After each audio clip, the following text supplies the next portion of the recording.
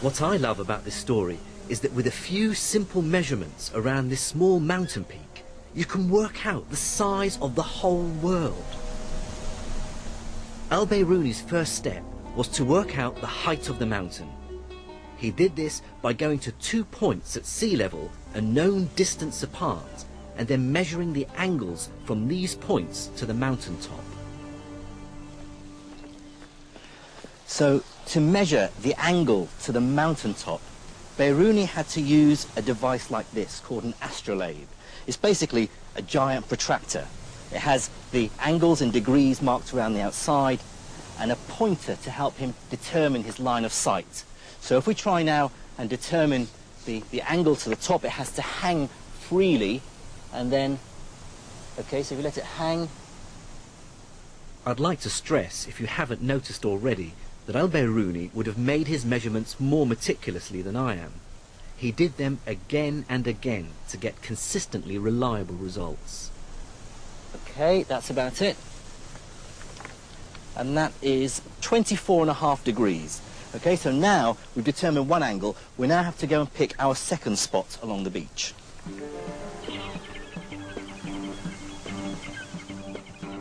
The distance from the first to the second point must be measured accurately. In this case it's 100 meters, and the 2 points must be in a straight line with the mountain.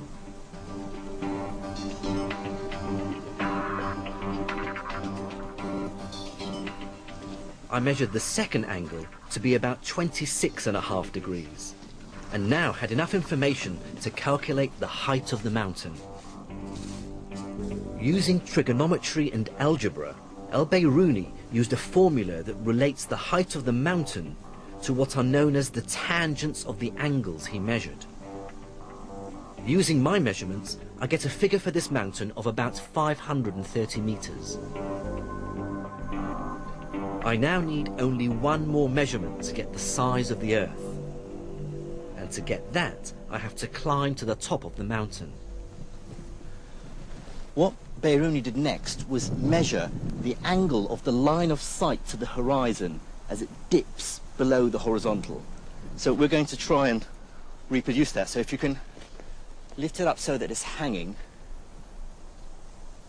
and if I locate the horizon, okay, which is about 0.5 degree, which is about the value that Biruni got. Now here's the really ingenious part. Biruni had measured 4 quantities, 3 angles and a distance. He used 2 of the angles and the distance to work out the height of the mountain. Al-Biruni now had everything he needed. In essence, Al-Biruni imagined a huge right-angled triangle which has as its 3 corners the mountaintop, the horizon and the center of the Earth. Trigonometry told him that the angle he had measured and the height of the mountain are related to the radius of the Earth, and algebra allowed him to calculate it. With this formula, Biruni is able to arrive at a value for the circumference of the Earth that's within 200 miles of the exact value we know it to be today, about 25,000 miles. That's to within an accuracy of less than 1%, a remarkable achievement for someone 1,000 years ago.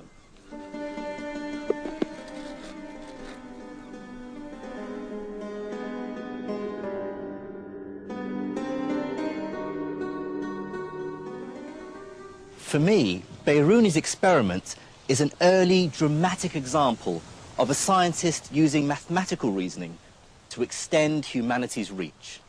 He really pushes the idea that abstract geometrical rules governing idealized shapes like perfect circles and triangles can help us to comprehend the real world. Einstein used precisely the same approach, admittedly with much more advanced mathematics, when he developed his general theory of relativity almost 1,000 years after Biruni. But both Einstein and Biruni were united by a single common idea. With mathematics, humanity can embrace the universe.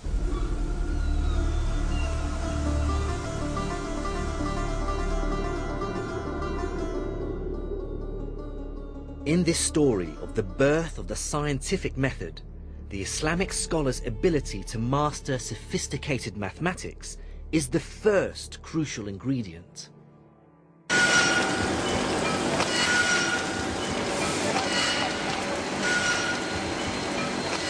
The second crucial ingredient is the use of experiments in science. Without experiments, theory remains meaningless and sterile. It's experimentation that allows theory to be held up against the real world. It gives it physical meaning. But whereas sophisticated mathematics grew out of the empire's obsession with the world's learning through the translation movement, practical experiments came from the daily needs of a powerful and expanding civilization.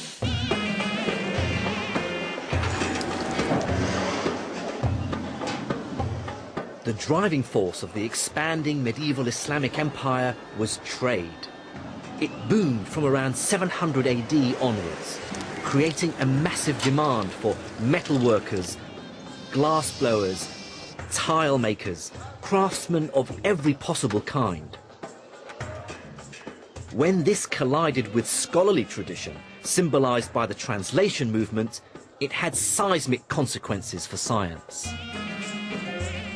The sciences absolutely depend, astronomy is a wonderful example, chemistry is another, on really intense relationships between craft traditions of instrument making, of working with metal and fire, of working with medicines, drugs, plants, and scholarship, highly sophisticated literary and mathematical analysis.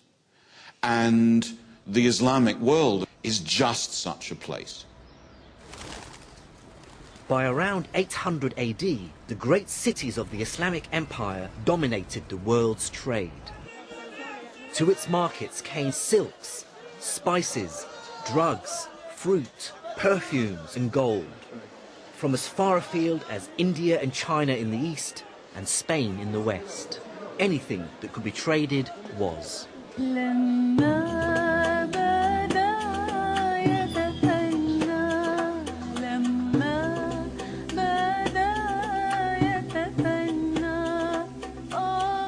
A wonderful relic of this medieval trade boom are the great caravanserais, like this one in the Syrian capital, Damascus. This huge vaulted building was designed as a resting place for all the traders and their animals who visited the city.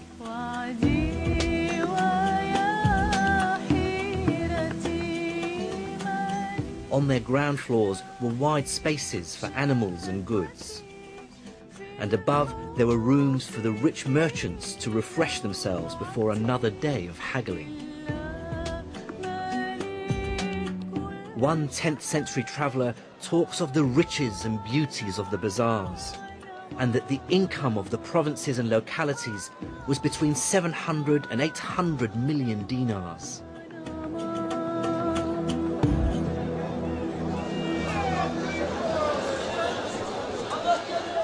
Markets like this in the Egyptian capital Cairo still capture the intensity of medieval trade. And still surviving in the modern world of the internet and the mobile phone is a fantastic example of how traders 1,000 years ago communicated across a vast empire. So this is a carrier pigeon, its base is here, so wherever you took this pigeon all over Egypt, it will make its way back to this guy. There's a famous story that a rich Cairo merchant by the name of Anor wanted to grow cherry trees. So he sent a message with a carrier pigeon to contacts of his in Damascus asking for some seeds. His contacts sent back 500 birds, each one carrying a small bag with seeds in it. The whole process took just 3 days. Sort of a medieval FedEx, really. By 700 AD, the Islamic Empire was taking the first steps towards mass production. And in this